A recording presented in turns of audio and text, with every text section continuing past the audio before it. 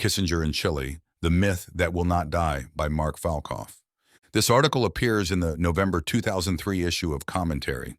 The 30th anniversary of the coup d'etat that deposed Chile's Marxist president Salvador Allende has come and gone, but not without a burst of accusations of American complicity with, if not responsibility for, that event. Even before the commemorations had gotten underway, Secretary of State Colin Powell took it upon himself to apologize for the U.S. role in Chile, though in terms so vague as to leave many wondering exactly what he was referring to. The fact that the coup itself took place on the very same date, September 11, that the World Trade Center was destroyed by a sensational terrorist attack in 2001, was a coincidence too fraught to be overlooked. In an editorial titled The Other September 11th, the New York Times, with characteristic condescension, reminded its readers that our nation's hands have not always been clean, and managed to suggest a smoking gun. The United States laid the groundwork for the coup and supported the plotters, without actually producing one. The foreign press was more categorical. In Le Monde, the flagship daily of anti-Americans worldwide, a front-page cartoon on September 11th depicted a plane about to hit the World Trade Center. But the roles of villain and victim had been grotesquely altered. The Twin Towers were labeled Chile, the plane USA. The name invariably linked to our Chilean involvement is that of Henry Kissinger, today the leading survivor of the Nixon administration, and at the time the evident architect of much of its foreign policy, first as National Security Advisor and then as Secretary of State. The case against him has been before the public for several years now, most notably in an article by Christopher Hitchens in Harper's that was subsequently reproduced in Hitchens' book, The Trial of Henry Kissinger, and then repeated with a wealth of lurid detail in a BBC documentary in which Hitchens appears as prosecutor-in-chief.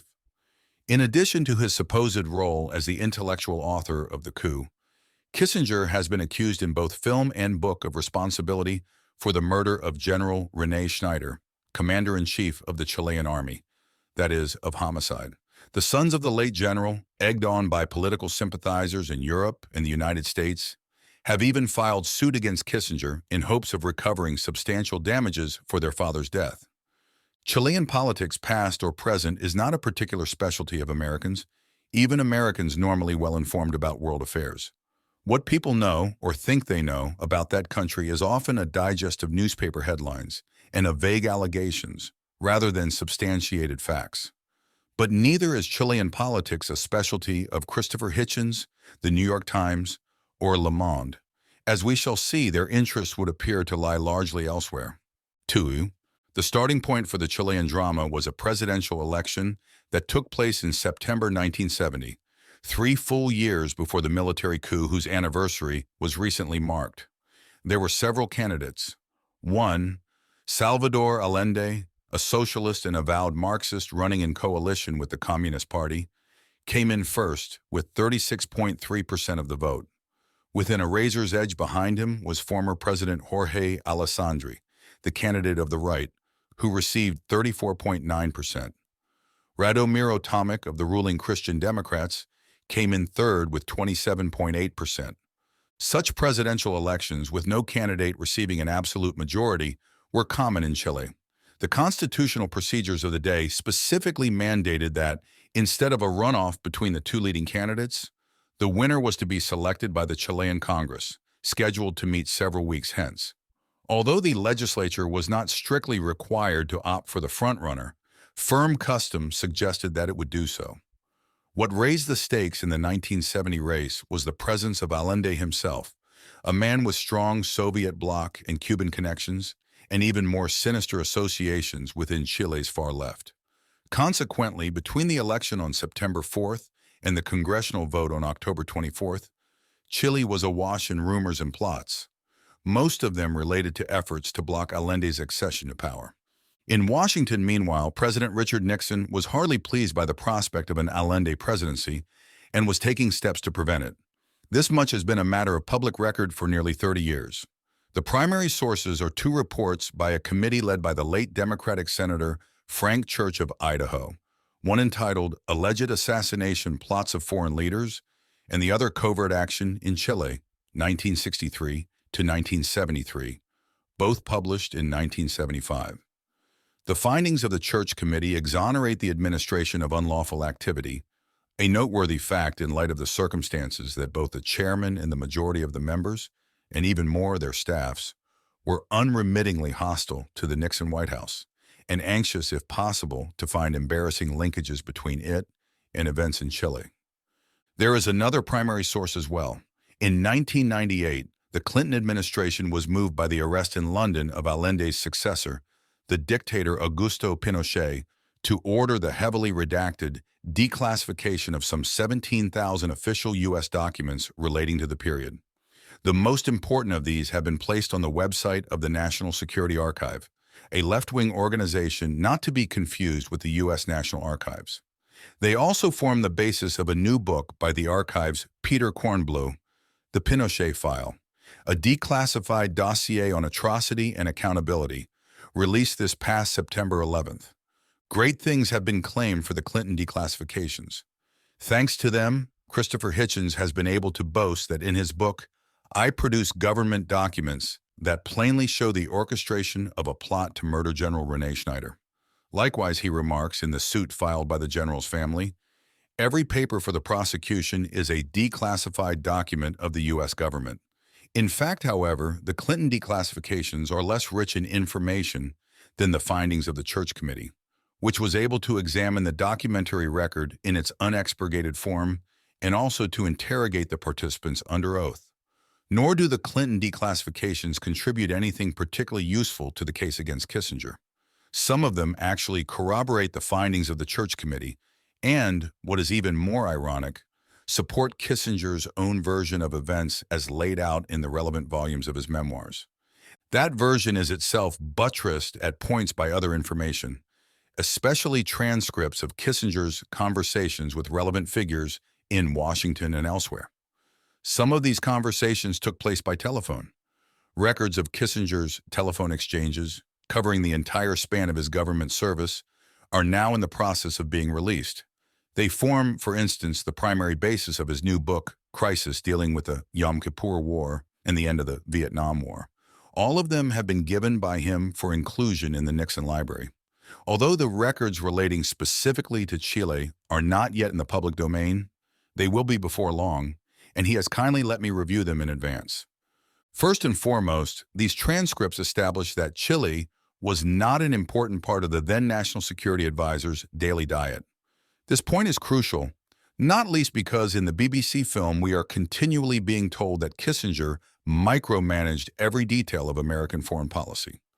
While that may have been true for subjects of high geopolitical import, Chile was not one of them.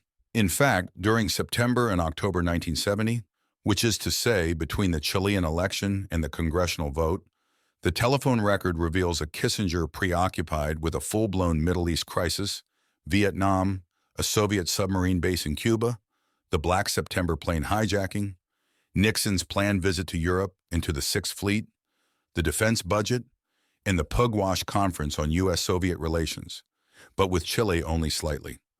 Thereafter, there is nothing at all until June 1973, when he and Nixon discuss a failed military revolt against Allende, and then no further references until after Pinochet's assumption of power with the September 11th coup. But this is not really surprising.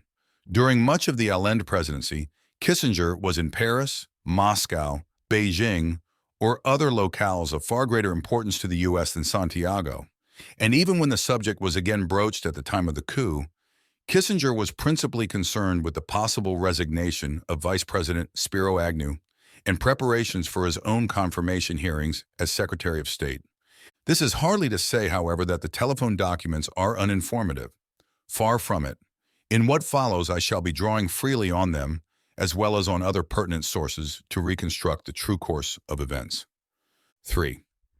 President Nixon was indeed deeply distressed at the prospect of an Allende presidency in Chile, and on September 15, 1970, he summoned Kissinger, Attorney General John Mitchell, and CIA Director Richard Helms for a meeting in the Oval Office to discuss the matter. As Helms's notes of the meeting reflect, Nixon was determined to save Chile from Allende, even if the chances were 1 in 10. At Deus meeting, there was even loose talk about spending $10 million to provoke a coup, and more if necessary. Helms remonstrated with the president that Allende would in all likelihood be chosen by the Chilean Congress, and that only a slight possibility existed of a move by senior elements of the country's military to block his confirmation. Moreover, Helms recalls in his posthumous memoir, A Look Over My Shoulder, 2003, I noted that the CIA lacked the means of motivating the military to intervene. But the president was unmoved. Standing mid-track and shouting at an oncoming locomotive, recalls Helms, might have been more effective.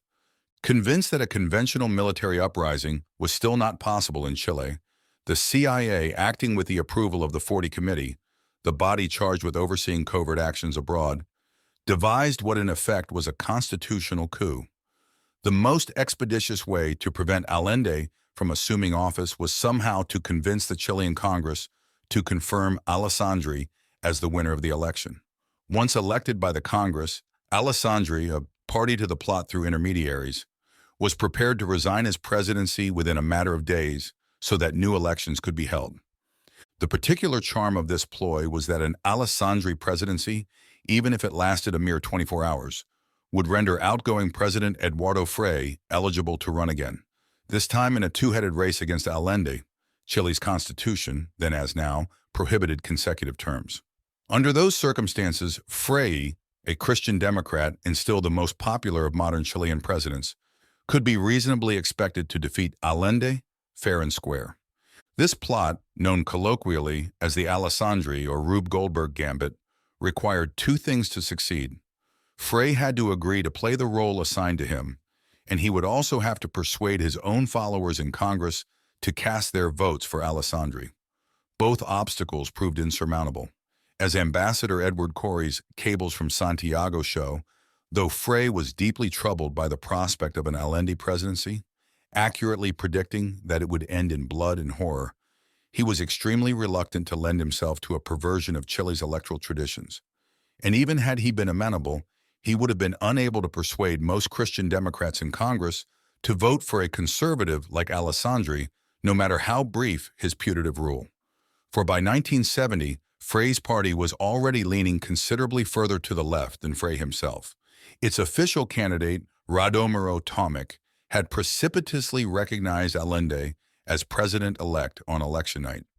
In the meantime, even as the U.S. Embassy in Santiago was pursuing the Alessandri gambit, an alternative line of activity was being looked into by the CIA station in Chile.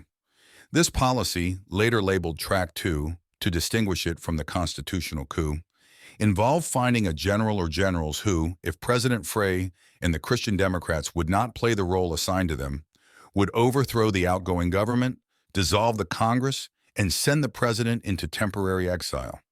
Then the interim junta would call elections at an unspecified but presumably early date, in which President Frei could return and run against Allende, or something like that. Nixon's instructions to the CIA were simply to forestall Allende's inauguration. He was not interested in the details, or apparently in the kind of government that would emerge in Allende's place. 4. The search for a military man brought the CIA station into contact with General Roberto Vio, who had been cashiered from the Chilean army in 1969 for leading a revolt against the Christian Democratic government, ostensibly in protest over military salaries and benefits. Since his dismissal, Vio had continued to conspire, but with larger ideological and political objectives in mind. In early October, by which time Track 1 had run out of gas, he informed his CIA contacts that he was planning another coup and asked for a sizable drop of arms and ammunition.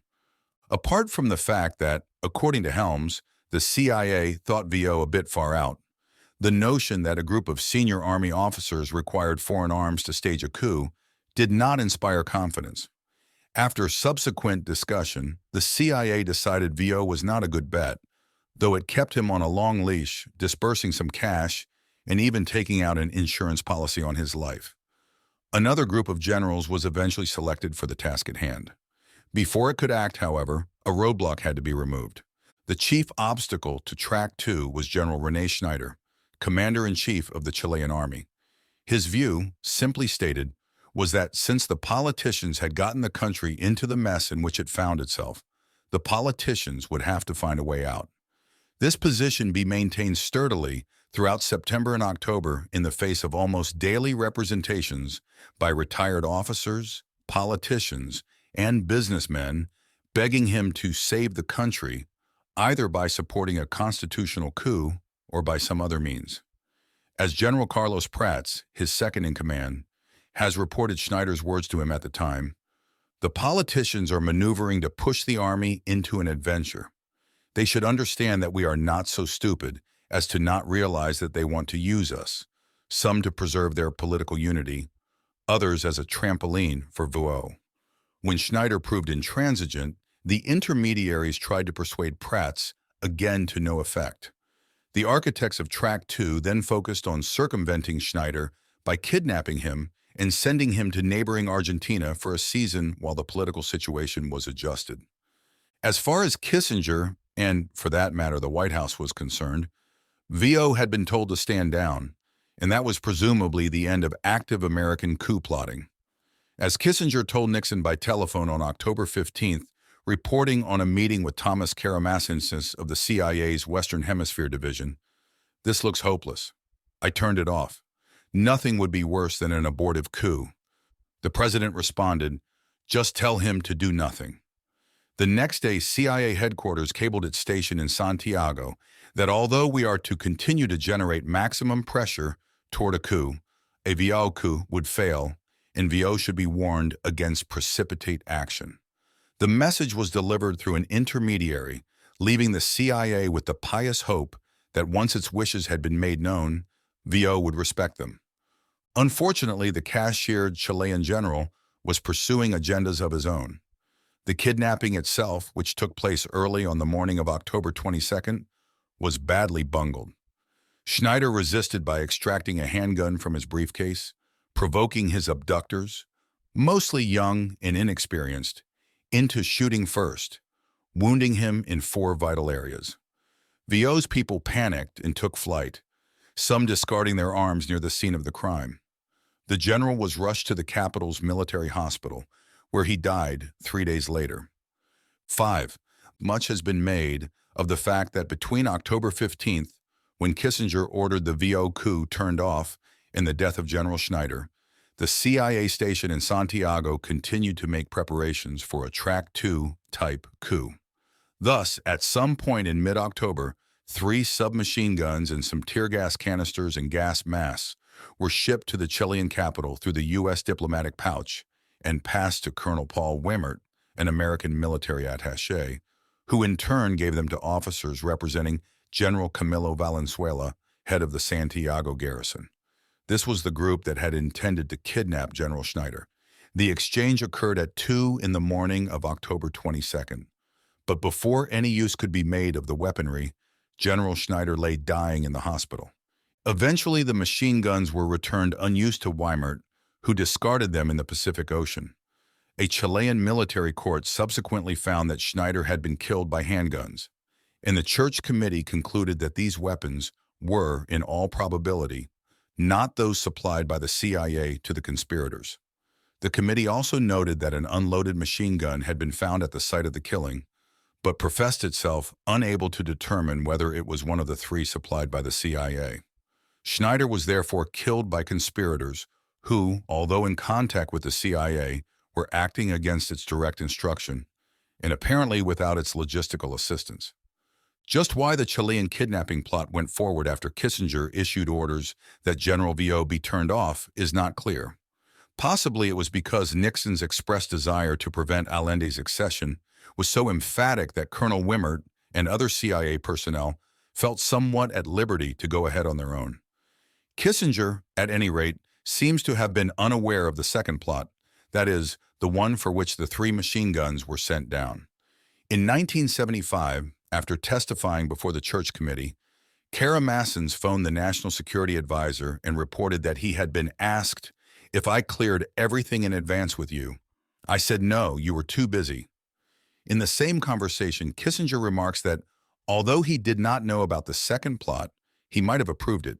Then he adds, I thought that after we turned off that one thing, the VO plot, nothing more had happened. And in fact, that other thing, the Schneider kidnapping, had happened.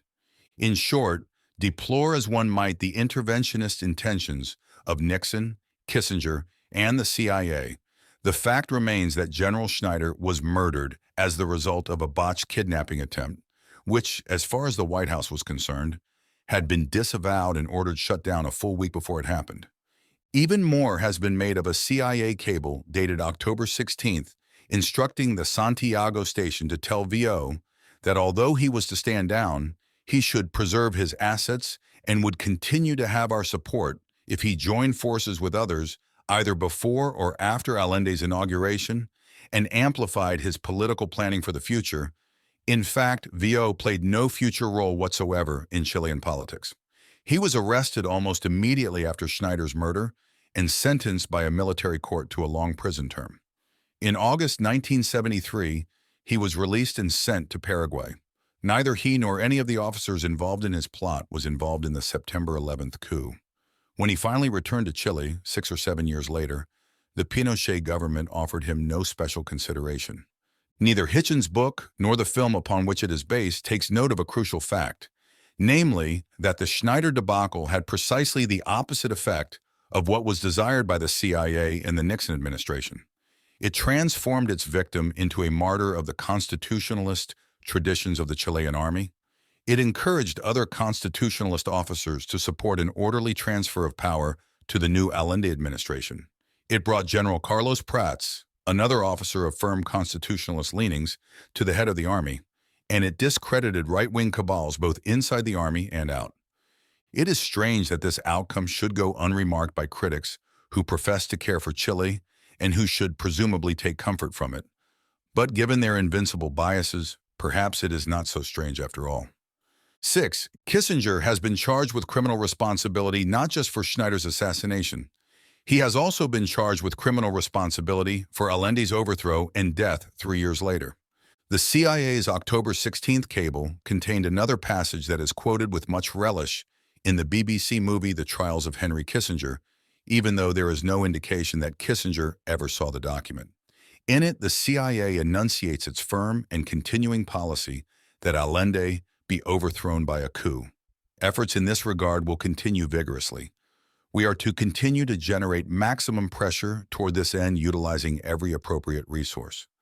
In the movie, these highlighted words are immediately followed by horrific images of the events of September 11, 1973, which included the bombing of the presidential palace, the arrest and torture of hundreds of dissidents, and the accession to power of an unusually cruel military junta headed by General Augusto Pinochet. As it happens, however, the quotation and the events depicted on the screen collapse two completely different moments in U.S. policy and in the history of Chile.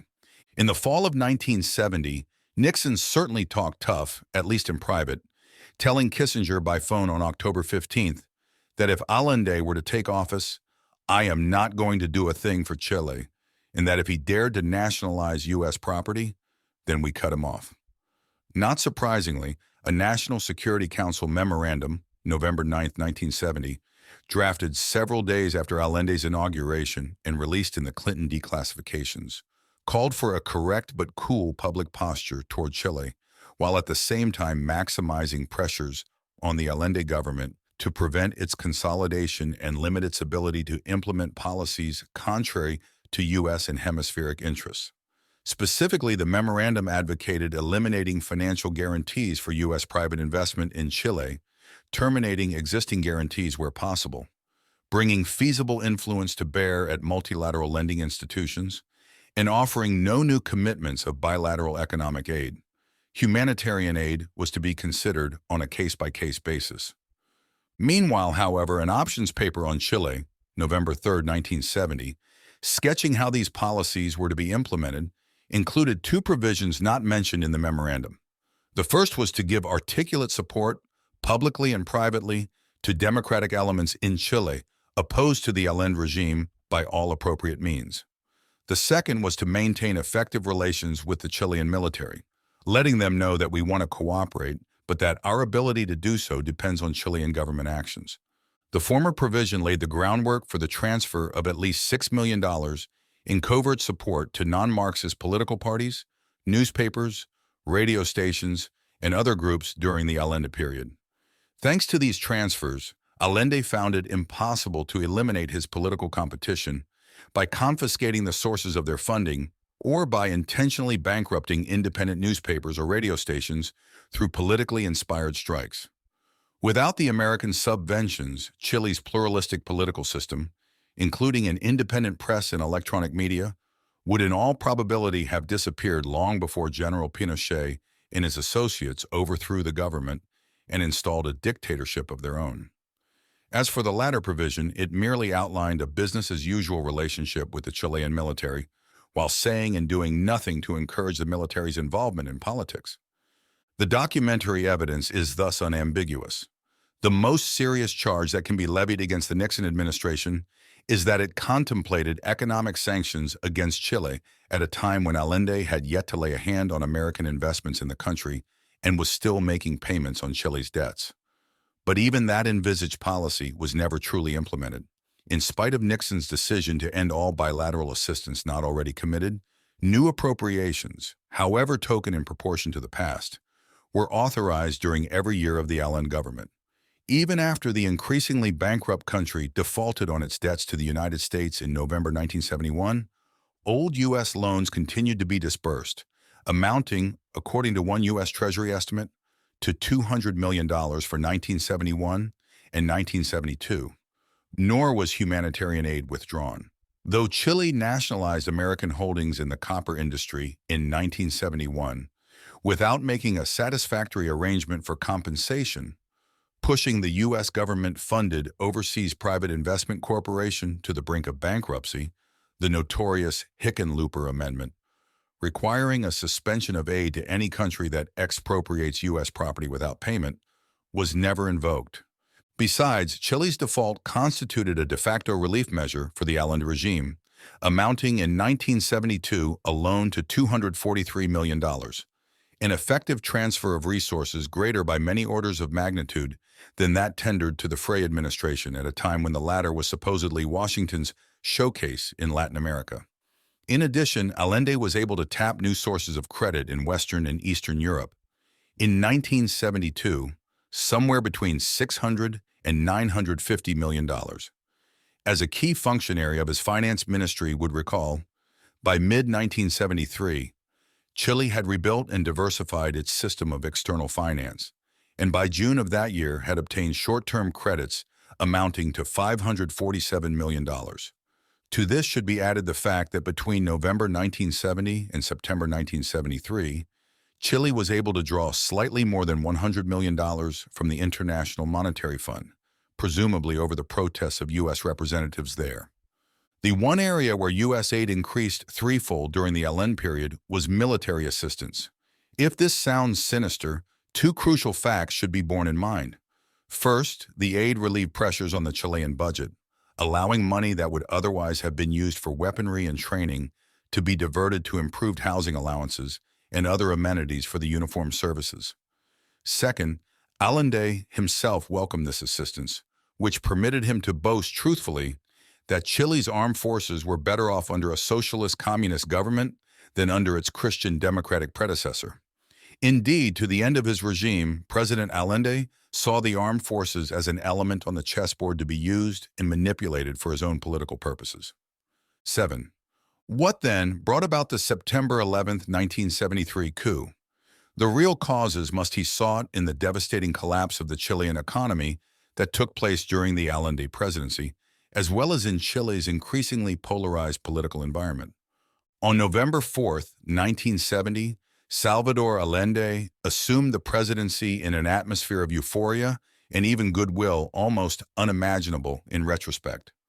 Apart from his own four-party coalition, Popular Unity, headed by the Socialist and Communist parties, the new president could count on the critical support of the movement of the revolutionary left, MIR, which historically had questioned the possibility of social change in Chile through peaceful electoral means. More important still, he took office, as we have seen, at a time when the leading opposition party, the Christian Democrats, was anxious to compete for the labels progressive and even revolutionary. After his inauguration, Allende met with the Christian Democratic leadership in an atmosphere of good humor and camaraderie. The chief of the delegation even urged the president to help us be good Allendistas. Instead, intoxicated by ideological triumphalism, Allende's people did everything they could to split the Christian Democrats, luring the party's left wing over to the governing coalition while wreaking political vengeance on the rest. As Allende's supporters seized factories and farms throughout Chile, Christian Democratic workers were dismissed, and their union leaders refused access to the premises. Political discrimination even extended to non-political individuals for family reasons. The son of President Frei, an engineer, found himself in difficulty when his workplace passed into the hands of government interveners. The net effect of these actions was, paradoxically, to discredit the collaborationist leadership of the Christian Democrats and bring about its replacement with more conservative figures. By 1973, the party had been pushed into a tactical electoral alliance with the right, a development that would have been unthinkable 3 years earlier. In March 1973, in the last parliamentary election held under Allende, the combined Christian Democratic Conservative list won a thumping 56% of the vote. These and other ominous shifts in political allegiance were hugely facilitated by Allende's domestic economic actions, including the harassment of small business, planned dislocations in the country's food supply, and the uninhibited printing of unbacked currency. The constant threat to independent operators led to a major truckers' strike in 1972, which then spread disastrously to other sectors of the economy. Tampering with the country's distribution system produced widespread shortages of food, and the flooding of the country with paper money ended in uncontrollable inflation. One result of the ensuing chaos was that Allende found himself relying heavily on the military just to remain in power. Several times he was compelled to ask flag officers to serve in key ministries. In the final phase of the regime, General Prats was functioning as his Minister of Interior. These innovations introduced enormous stresses within the armed forces. Prats's growing closeness to Allende, it amounted to a kind of ideological seduction, undermined his own position in the military. And in August 1973, he was forced to go into voluntary exile in neighboring Argentina. 8. By that time, Allende's problems had become so acute as to merit notice once more by the President of the United States. The immediate occasion was a failed military plot against Allende that had been quashed by loyalist troops. Nixon and Kissinger discussed the matter by telephone on July 4, 1973. Not surprisingly, the president expressed regret that the coup failed. If only the army could get a few people behind them. For his part, Kissinger told the president that we had nothing to do with it. Both agreed that the prospect of flag officers leaving the Chilean cabinet was bound to deepen the crisis and put Allende in an even more disadvantageous position. For the next 2 months, no further phone conversations took place between Kissinger and the Nixon White House on the subject of Chile. Not until the events surrounding the September 11th coup did they resume. Within hours of that event, the prestige American press was circulating rumors to the effect that Washington had had prior word of the plot. On September 13th, for example, the New York Times carried a headline, U.S. had warning of coup, aides say, leading readers to enter that knowledge possessed by Washington and deliberately withheld from the Allende government had spelled the difference between its survival and its demise. In fact, however, as Ken Rush, a White House aide, said to Kissinger on that same day, what Assistant Secretary of State Jack Kubish told me was that we knew nothing about it, that we had not been told about it, and it came as a complete surprise to us. Rush added, I didn't know that a coup was coming at any particular date. We'd been hearing coup rumors for about a year.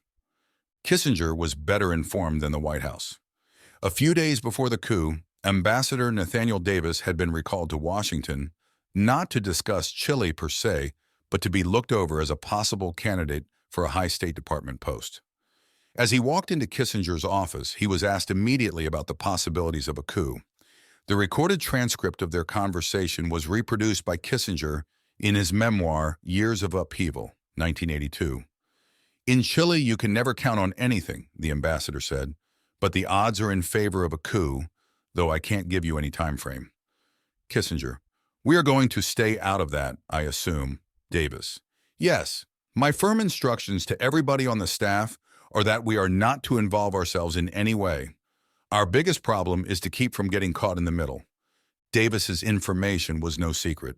The truth is that every cat and dog in Chile knew a coup was coming at some point in September 1973, and so did Allende himself. The only questions were who would lead it, who would replace Allende, and what ideological tendency would prevail once the government was dissolved. During a private lunch with the president a few days before his departure into Argentine exile, General Prats himself warned Allende that he would be overthrown within the next 10 days. When the president asked whether Prats's ministerial replacement, General Augusto Pinochet, would remain loyal, Prats said he thought so, but that the issue was irrelevant. Even the most constitutionalist of officers, he later recalled telling the president in this most bizarre of exchanges, will understand that a division within the armed forces would mean civil war. In effect, officers would either respect the decision of the coup makers or be swept aside. Contrary then to what the film The Trials of Henry Kissinger suggests, there was no straight line between the events of 1970 and the coup of 1973. Rather, conscious choices by Allende and his own people drove the military into action that it would normally have been disinclined to carry out. This was certainly the impression conveyed, for example, by a U.S. naval attaché who cabled a few days after the coup that the decision to remove the Allende government was made with extreme reluctance and only after the deepest soul-searching by all concerned. As for President Nixon, he was evidently pleased. How could he not have been? But exhibited no sense of complicity with the coup makers themselves. As he said on the phone to Kissinger on September 16th, "Well, we didn't, as you know. Our hand doesn't show on this one, though." To which Kissinger replied, "We didn't do it." 9. The United States did play a role in Chile, though not precisely the one ascribed to it. It attempted, unsuccessfully, to forestall Allende's confirmation by the Chilean Congress. But once he was in office, the thrust of U.S. policy shifted to sustaining a democratic opposition and an independent press until Allende could be defeated in the presidential elections scheduled for 1976. To the extent that this opposition was able to survive under extraordinarily difficult economic circumstances, winning control of the Chilean Congress in March 1973, one might even credit the Nixon administration with preventing the consolidation of Allende's totalitarian project, to use the apt expression of Eduardo Frei. What then followed, a right-wing dictatorship that crushed not merely the Allende regime, but Chilean democracy itself, was not and could not have been predicted, partly because of the military's own apolitical traditions, and partly because, by mid-1973, the opposition to Allende was dominated by forces of proved democratic provenance. To the contrary, Washington's presumption that in the 1976 elections, if they were allowed to take place, the opposition would win decisively, was amply supported by the facts. It was only the savagery of the subsequent Pinochet dictatorship that in hindsight altered the historical picture. As the years passed, the contumely into which Allende and his associates had deservedly fallen in Chile at the time of their overthrow came to be neutralized, then canceled out, by martyrdom. Then, too, the undifferentiated contempt with which the military subsequently treated all political forces, except those on the far right, threw together people who, in August and September 1973, had been ready to face off in a kind of civil war. In that sense, General Pinochet, in spite of himself, may be considered the unanticipated progenitor of the socialist Christian democratic coalition governments that have governed Chile from 1989 to the present. The Allende regime also benefited retrospectively from its evident association with the old democratic order. It had, after all, been elected. How much longer it would have remained part of that order, which it was busily undermining, must remain a matter of controversy. But to the day of its demise, it enjoyed a marginal legitimacy that would elude its military successor. In this respect, too, Pinochet and his associates played an unexpected role, rescuing for Allende and his government a place in Chilean history they did not earn and to which they could not otherwise have looked forward. Such are a few of the pesky but all-important details that revisionists like Hitchens and the makers of the Trials of Henry Kissinger are at pains to avoid, if indeed they were ever aware of them in the first place.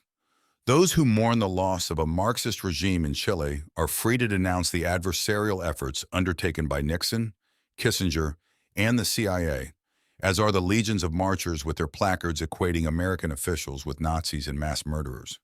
Those, like the editorialists of the New York Times, who are indifferent to the uses of anti-Americanism, are likewise free to join the chorus.